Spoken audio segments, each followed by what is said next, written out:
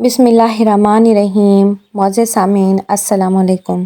ایک دفعہ کا ذکر ہے کہ ایک گاؤں میں ایک نوجوان رہتا تھا۔ اس کو سکے جمع کرنے کا بہت شوق تھا۔ اس کے پاس ایک تھیلی ہوتی تھی، وہ اپنے تمام سکے اس تھیلی میں رکھتا تھا۔ وہ ڈر کے مارے کوئی اس تھیلی کو چرا نہ لے، اپنی تھیلی کو ہر وقت اپنے ساتھ رکھتا۔ ایک دن اس کی تھیلی مکمل طور پر بھر چکی تھی۔ اب وہ اپنی تھیلی کی اور بھی زیادہ حفاظت کرنے لگا۔ ایک دن وہ ٹوٹے ہوئے پل کے اوپر سے جا رہا تھا۔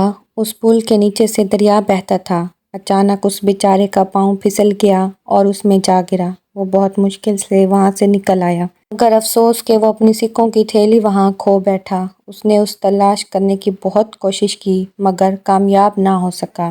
آخر اس نے اعلان کروایا کہ جو شخص اس کی سکوں والی تھیلی ڈھونڈ کر لائے گا وہ اس کو اس میں سے 10 سکے انعام کے طور پر دے گا۔ آخر ایک دن اس کے پاس کسان آیا۔ اس کے پاس اس کی اشرفیوں والی تھیلی تھی۔ اس کسان نے وہ تھیلی اس نوجوان کے ہاتھ میں تھما دی۔ وہ لڑکا اس تھیلی کو دیکھ کر بہت خوش ہوا، مگر جب کسان نے اپنا انعام مانگا تو اس لڑکے کے دل میں لالچ آ گیا۔ اس نے کہا کہ تم پہلے ہی اس میں سے اپنا انعام چرا چکی ہو۔ اس میں ایک انڈے کی شکل کا ایک موتی تھا جو کہ اب اس میں نہیں ہے۔ میں تمہیں عدالت لے کر جاؤں گا اور اپنا حساب پورا کروں گا۔ اس کسان نے اپنی صفائی میں بہت کچھ کہا مگر وہ لڑکا نہ مانا۔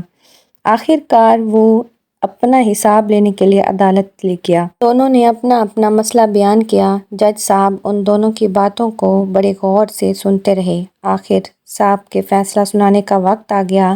جج صاحب نے ان لوگوں کو مخاطب کر کے ان لوگوں سے پوچھا کہ آپ کے خیال میں جس طرح یہ تھیلی بھری ہوئی ہے، کیا اس میں اتنی گنجائش ہے کہ اس میں ایک انڈے کی جسامت کا موتی تو کیا کوئی سکہ بھی آ سکے؟ لوگوں نے کہا اس میں اتنی گنجائش نہیں ہے۔